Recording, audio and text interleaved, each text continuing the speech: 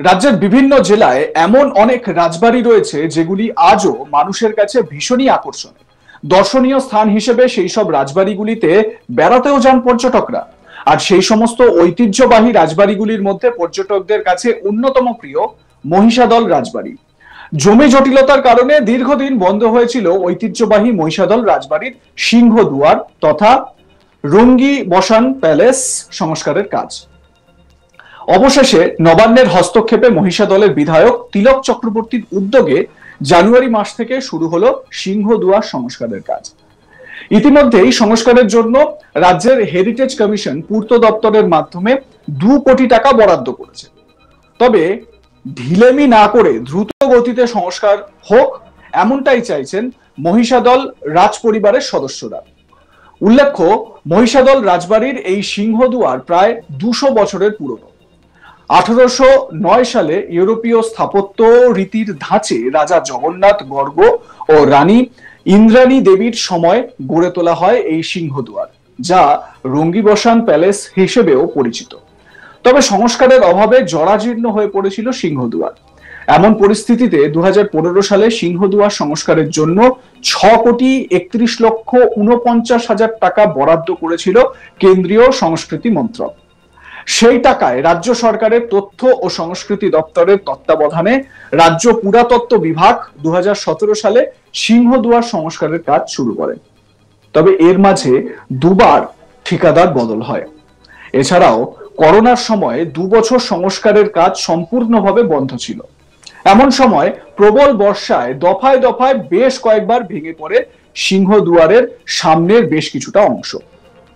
এরপরে দ্রুত সংস্কারের জন্য জেলা প্রশাসন ও রাজ্য প্রশাসনের কাছে একাধিকবার আবেদন জানিয়েছেন মহিষাদলের বিধায়ক তিলক চক্রবর্তী। তবে দ্বিতীয় দফা জমি জটিলতার কারণে থমকে যায় সংস্কারের কাজ। সিংহদুয়ার যেই জায়গায় অবস্থিত সেটি বর্তমানে মহিষাদল রাজবাড়ির ব্যক্তিগত সম্পত্তি। ফলে ব্যক্তিগত জায়গায় কেন সরকার অর্থ খরচ করবে তা নিয়ে অডিটে প্রশ্ন ওঠে। এরপর মহিষাদল বিধানসভার বিধায়ক তিলক চক্রবর্তী কিভাবে জটিলতা কাটিয়ে পুরনো স্থাপত্য সংস্কার করা যায় সে বিষয়ে উদ্যোগ নেন।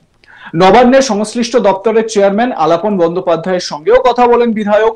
পরে রাজপরিবারের সদস্যকে নবান্নে নিয়ে গিয়ে দীর্ঘ আলোচনা হয়। হেরিটেজ কমিশনের প্রতিনিধিরা এসে গোটা সিংহদুয়ারের বর্তমান অবস্থা খতিয়ে দেখেন। এরপর রাজপরিবারের সাথে রফাসূত্র বের করে জানুয়ারি মাস থেকে শুরু হয়েছে সংস্কারের কাজ। সূত্রের খবর, আন্ডারটেকিং দিয়ে ওই জমিতে বর্তমানে সংস্কারের কাজ শুরু হয়েছে। বর্তমানে 2 কোটি টাকা এই সংস্কারের জন্য হেরিটেজ কমিশন পূর্ত দপ্তরের মাধ্যমে দিচ্ছে। সেখানকার বিধায়ক সহ মহিষাদলের মানুষের দাবি খুব শীঘ্রই সিংহদুয়ার আগের রূপে ফিরে আসুক। এ বিষয়ে আমার সহকর্মী চন্দন সেনাপতি তার প্রতিবেদনে কি বলছেন শোনাই আপনাদের। পূর্ব মেদিনীপুর জেলার ঐতিহ্যমণ্ডিত প্রাচীন রাজবাড়ি মহিষাদল রাজবাড়ি এবং এই রাজবাড়ির অদূরে অবস্থিত সিংহদুয়ার বা রঙ্গিবসান প্যালেসের সংস্কার ঘিরে একাধিক ক্ষেত্রে কিন্তু জটিলতা তৈরি হয়েছে। তবে বর্তমানে সেই জটিলতা কাটিয়ে এই সিংহদুয়ার সংস্কারের কাজ সম্পূর্ণরূপে শুরু করা হয়েছে। উল্লেখ্য, 1809 সালে তৎকালীন রাজা জগন্নাথ গর্গই এবং রানী ইন্দ্রাণী দেবীর তত্ত্বাবধানে ইউরোপীয় সংস্কৃতি মেনেই মহিষাদল রাজবাড়ির অদূরে এই সিংহদুয়ার প্রতিস্থাপন করা হয়, বর্তমানে যার নাম রঙ্গিবসান প্যালেস। এবং প্রায় 200 বছর পুরানো এই রঙ্গিবসান প্যালেস বা সিংহদুয়ারের সংস্কারের কাজ নিয়ে নানান ক্ষেত্রে একাধিক জটিলতা তৈরি হয়েছে। 2015 সালে আমরা দেখেছি কেন্দ্রীয় হেরিটেজ সংস্থা তারা মহিষাদল রাজবাড়ির এই সিংহদুয়ার সংস্কারের জন্য প্রায় 6,39,00,000-এরও বেশি টাকা বরাদ্দ করেছিল। কিন্তু সেই অর্থ বরাদ্দ করার পর 2017 সালে এই সিংহদুয়ার সংস্কারের কাজ শুরু হয়েছিল, কিন্তু জমি জটিলতার কারণে কার্যত থমকে গিয়েছিল এই সিংহদুয়ার সংস্কারের কাজ।